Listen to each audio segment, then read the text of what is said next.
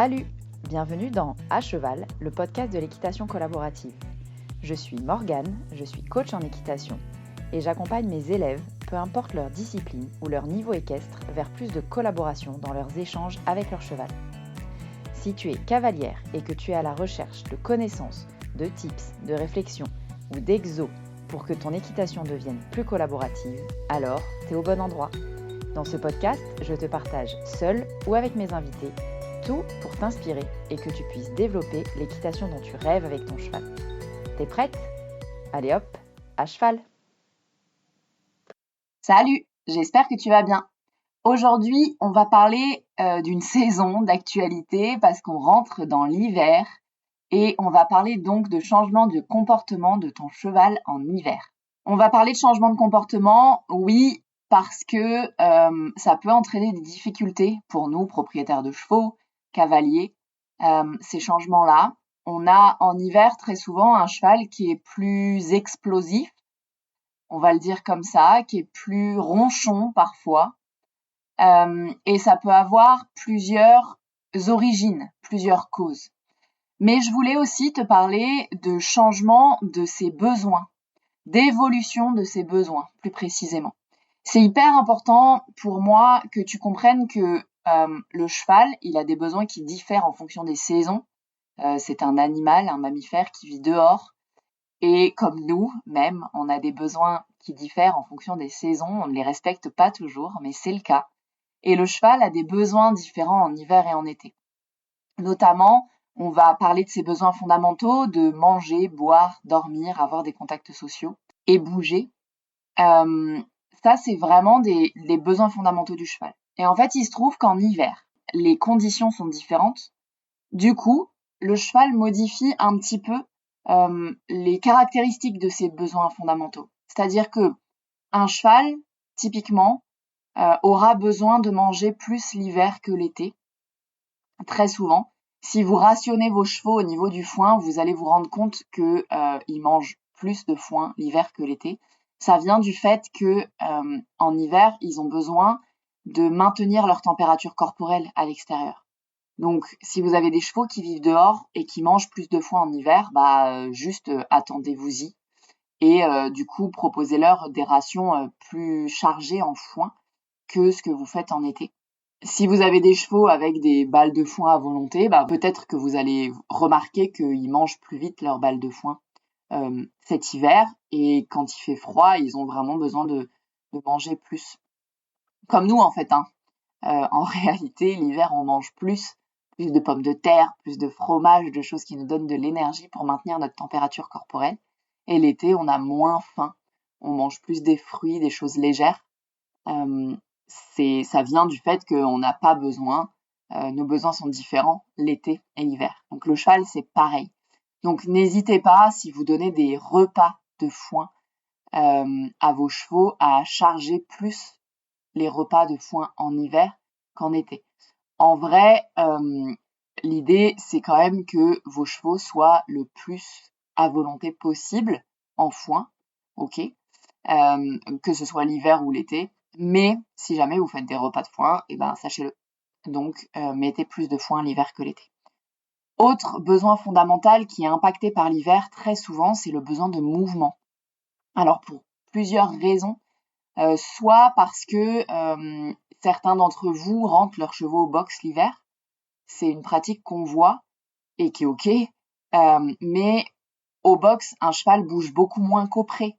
Donc ça semble assez logique que il va avoir besoin de plus de mouvement. Donc proposez-lui plus de possibilités de bouger l'hiver que l'été si jamais votre cheval vit au box une partie de la journée.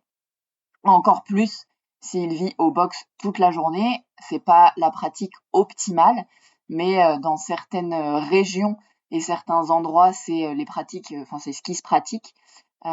Donc si jamais vous n'avez pas la possibilité de laisser votre cheval en pâture ou en paddock l'hiver et qu'il est vraiment au box, proposez-lui le maximum de possibilités de mouvement libre.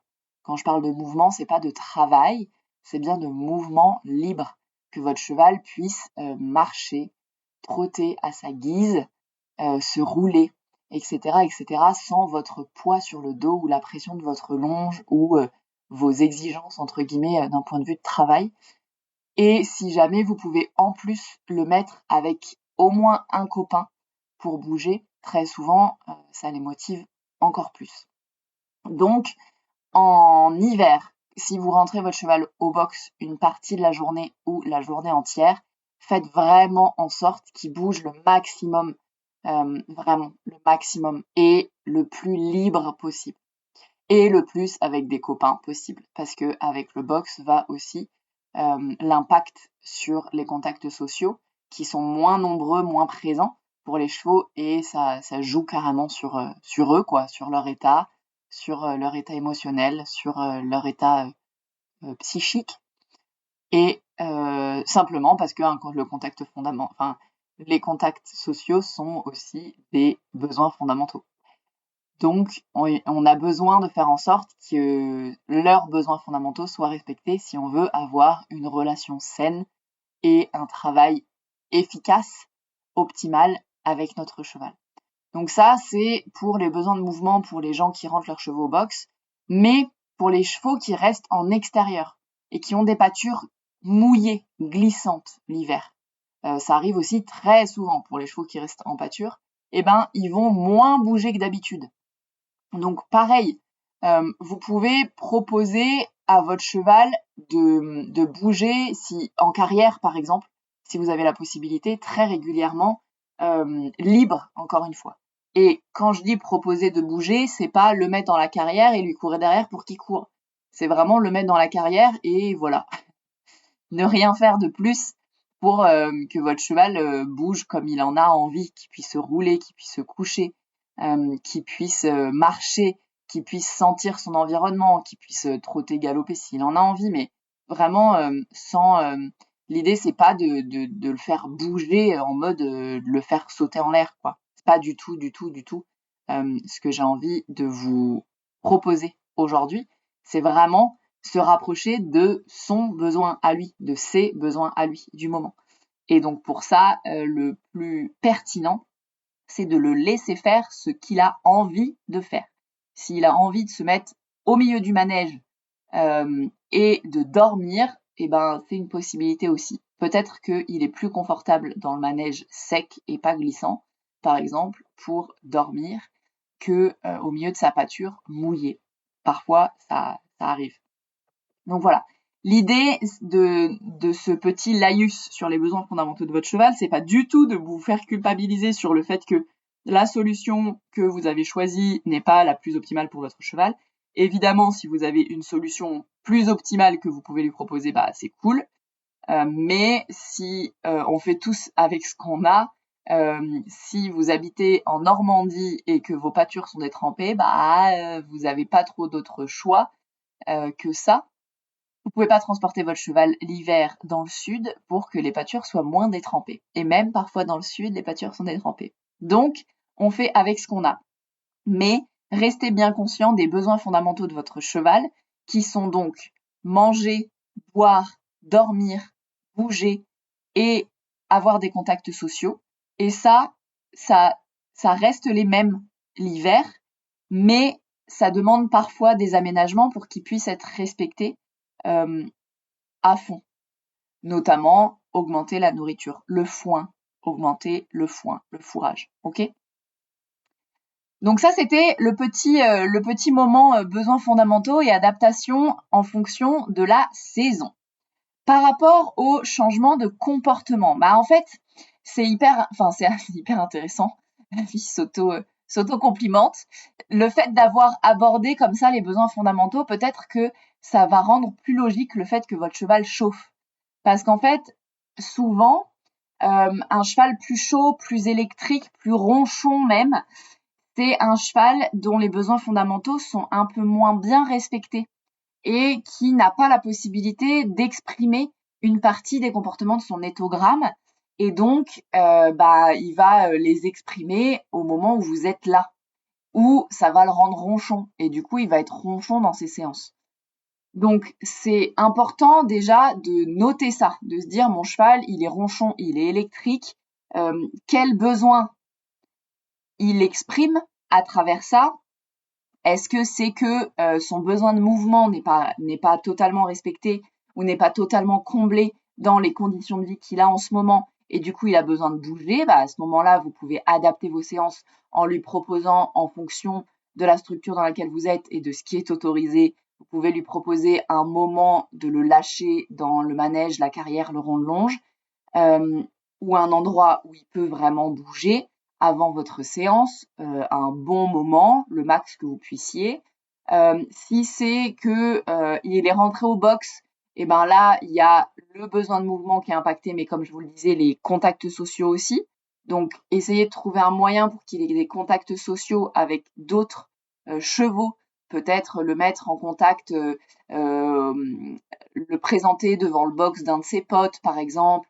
C'est des petites choses, mais qui peuvent vraiment l'aider. L'idéal, c'est de effectivement le faire vivre au pré avec ses copains toute l'année, mais on fait bien ce qu'on peut avec les conditions qu'on a. Mais gardez ça en tête, que si l'hiver, votre cheval devient chaud, électrique, et que il est ronchon, relou, sensible, émotif, etc., c'est sûrement qu'il y a un de ses besoins fondamentaux qui n'est pas vraiment comblé. Donc pensez à ça, et pensez à ça dans ces termes-là. Très souvent, on entend que c'est le froid qui leur pique le cul. Et en réalité, c'est pas ce que j'observe.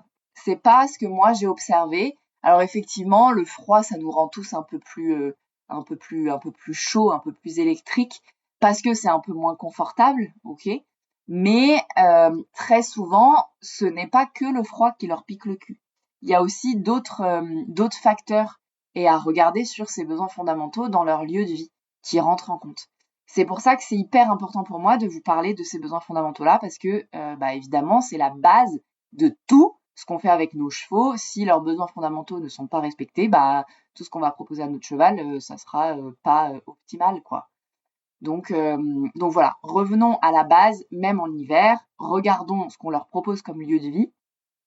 Le fait que les pâtures soient détrempées, par exemple, pour le fait de dormir, parfois ça modifie la possibilité des chevaux de dormir couchés, par exemple. Si on a, je caricature, mais si on a 20 cm d'eau partout dans le pré, les chevaux se couchent moins et du coup dorment moins bien, du coup sont plus ronchons. Alors l'idée, c'est pas de culpabiliser en disant mon Dieu, mais le lieu de vie que je lui propose est horrible, mais c'est aussi d'en avoir conscience et du coup de pas forcément venir avec ces exigences de ouf les moments où notre cheval, on sait qu'il dort mal. Je pense que même nous, humains, on se rend compte à quel point on peut devenir ronchon quand on a mal dormi. Donc les chevaux, j'ai tendance à penser que c'est pareil. S'ils dorment mal, ils peuvent pas être hyper contents de nous voir, OK pour tout, etc., etc. Donc voilà, revenez aux besoins fondamentaux de vos chevaux, au lieu de vie et aux conditions de vie que vous proposez à vos chevaux. Regardez objectivement ce qui se passe pendant l'hiver et faites les conclusions que vous pouvez faire et faites les aménagements que vous pouvez faire. Voilà pour les conditions de vie. Maintenant, pour les comportements vraiment, comme je vous le dis, ils sont complètement indissociables des conditions de vie.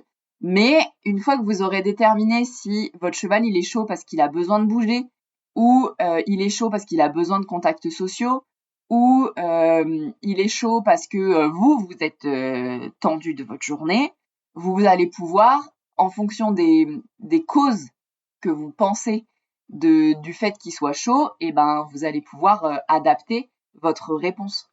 C'est ça qui est aussi hyper intéressant, c'est de se dire, moi, mon cheval, il est toujours chaud en hiver. Ouais, mais qu'est-ce qui se passe en hiver pour que ton cheval, il chauffe? À part le froid, ça, c'est sûr qu'on ne peut pas y changer. On peut pas changer grand-chose. Quoique, on peut peut-être lui mettre un couvre-rein ou ce genre de choses pour l'aider et peut-être que ça peut le rendre un peu moins crispé du froid. Peut-être qu'on peut le couvrir au pré, peut-être que bref, il y a diverses solutions qui fait qu'on peut peut-être essayer de le rendre plus confortable en cette saison d'hiver, qui fait que derrière, il ne développe pas ces problématiques de comportement qu'on a tous les hivers. Ok? Voilà. Donc voilà ce que j'avais envie de vous dire sur les changements de comportement de votre cheval en hiver. C'est qu'il y a pour moi toujours une cause. Et en cernant la cause, vous allez pouvoir améliorer cette problématique de comportement. Peut-être l'éviter même, parfois. Et vous pouvez vous faire une vie plus facile pour vous et pour votre cheval. C'était vraiment ce que j'avais envie de vous partager aujourd'hui dans cet épisode. J'espère qu'il vous a plu. Si c'est le cas, n'hésitez pas à mettre un commentaire sur la plateforme d'écoute que vous utilisez. Vous pouvez aussi mettre 5 étoiles. Ça m'aide beaucoup pour faire connaître le podcast à encore plus de propriétaires de chevaux. Vous pouvez aussi vous abonner pour être mis au courant des prochains épisodes. Et moi, je vous laisse ici sur ces réflexions-là. Et je vous dis à la semaine prochaine pour un nouvel épisode de À Cheval, le podcast de l'équitation collaborative.